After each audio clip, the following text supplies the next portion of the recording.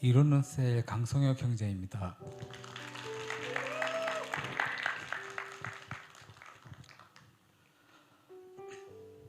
저는 우리 교회에 온 지 이제 7개월이 되어 갑니다. 저는 모태 신앙은 아닙니다. 본가가 있는 시골에서 목사님이 아닌 전도사님과 예배를 드리는 작은 교회를 다녔었습니다.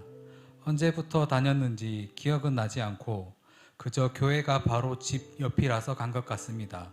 그때의 교회는 저에게 교회가 아니라 놀이터였었습니다. 그렇게 교회를 다니다가 중학생이 되어 처음으로 간 연합수련회에서 보게 된 방언이 함께하는 열정적인 기도의 모습은 충격으로 다가왔습니다.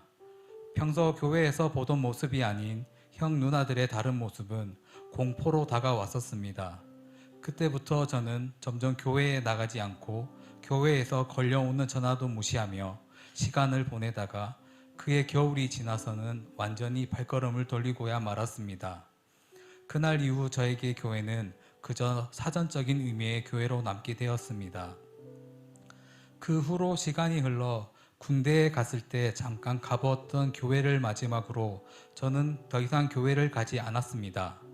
그러다가 자의가 아닌 타의가 많이 섞인 어떤 계기로 우리 교회를 방문한 적이 있습니다.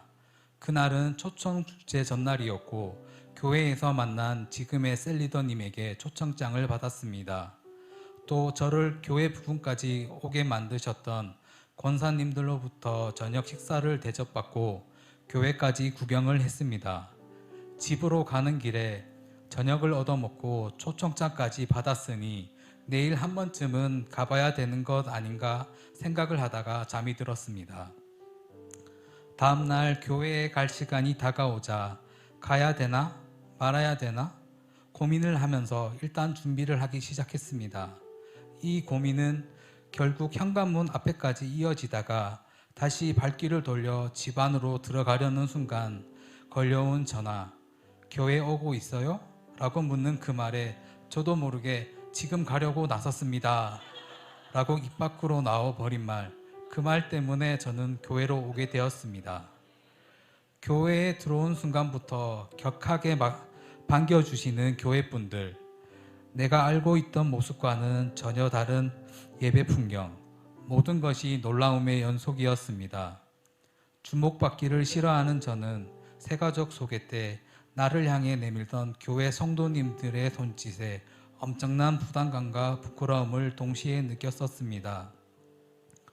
저는 내향적인 사람입니다. 낯을 가리고 새로운 사람과 친해지는데 시간이 좀 걸리는 편입니다.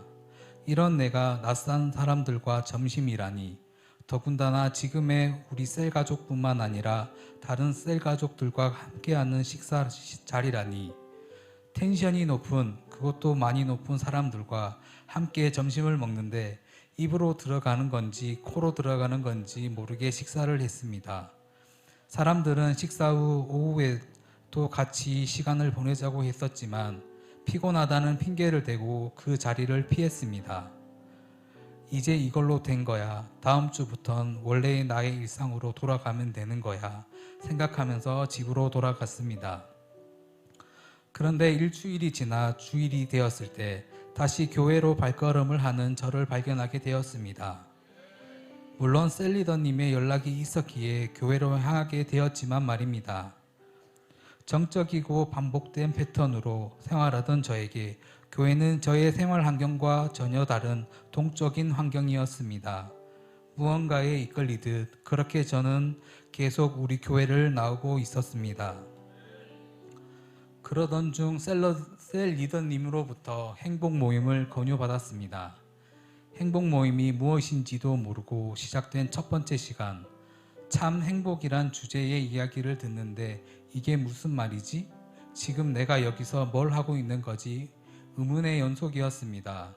또 셀 리더님의 진솔한 자신의 이야기를 저에게 꺼내는 순간, 어라? 이게 뭐지? 나를 언제 봤다고 이런 이야기까지 다 하는 걸까? 충격과 당황 속에서 행복 모임 첫 번째 시간을 마쳤습니다. 시간이 지나 또다시 열린 행복 모임 때도 첫날과 다름없이 잘 모르겠고 나눔 시간에 나의 이야기를 꺼낸다는 것이 부담으로 다가와서 말을 잘 못하기도 하였습니다. 그런데 신기한 것은 행복 모임의 자리를 계속 지키게 되고 좋은 말씀을 듣는 것이 나쁘지 않았습니다. 행복 모임을 마지막 날에 주변을 살피다 무엇인가 하는가 보다 짐작을 하고 있었습니다. 그것은 저의 파이널이었고 저는 많은 축복을 받았습니다. 파이널을 계기로 저는 영적으로 다시 태어나 육신의 나이가 아닌 영적인 나이를 얻게 되었습니다. 행복 모임을 끝내고 회복 캠프에 참석했습니다. 셀 가족을 넘어 교제해 본 적이 없었던 저는 어색한 분위기 속에서 하루를 보냈습니다. 지금의 저라면 좀 더 괜찮은 시간을 보냈을 텐데 그때에는 마음의 여유가 없었기에 그저 시간이 빨리 지나가기만을 바랬던 것 같습니다. 회복 캠프를 이어 양육반을 두고는 양육이 시작되는 전날까지 고민을 했었습니다. 그런데 양육을 받으면 기도하는 방법과 큐티하는 법을 배울 수 있다고 해서 늦게나마 양육을 받기로 결단하게 되었습니다. 양육의 모든 것은 제가 처음 경험하는 것이었고 은혜로운 시간들의 연속이었습니다. 주변에서 잘하고 있다고 말을 해주는데 정작 저는 지금 하고 있는 모든 것들이 진정 잘하고 있는 건지 계속 저 자신한테 의문을 가지고 있었습니다. 그러나 이 모든 것은 내가 하는 것이 아니라 하나님께서 하신 거라는 것을 알게 되는 데는 많은 시간이 걸리지 않았습니다. 양육은 앞으로의 저의 신앙생활이 흔들리지 않을 든든한 뿌리가 되는 준비 과정이 된 것 같습니다. 또 양육의 자리를 빠지지 않으려고 했을 뿐인데 양육반 장학생까지 되고 나니 다음 양육 훈련에도 장학생을 도전해 볼까 하는 마음도 가지게 되었습니다. 지난해 말에는 세례도 받았습니다. 왠지 세례를 받으니 일반 회원에서 정회원으로 승급한 것 같은 느낌이었습니다. 2024년은 저에게 많은 변화가 있던 해입니다. 하나님을 다시 만나게 되고 가슴에 품고 살아갈 수 있게 된 가장 큰 변화가 이루어졌으니까요. 지금도 우리 교회에서 하는 모든 것들은 저에게 새로운 도전의 연속입니다. 2025년 올해가 기대됩니다.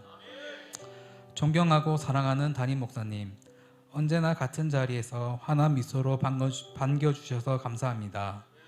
목사님께서 말씀하신 것처럼 주님의 말씀을 붙들고 간절한 마음으로 열심히 기도하고 또 훈련 받으며 앞으로 나아가겠습니다.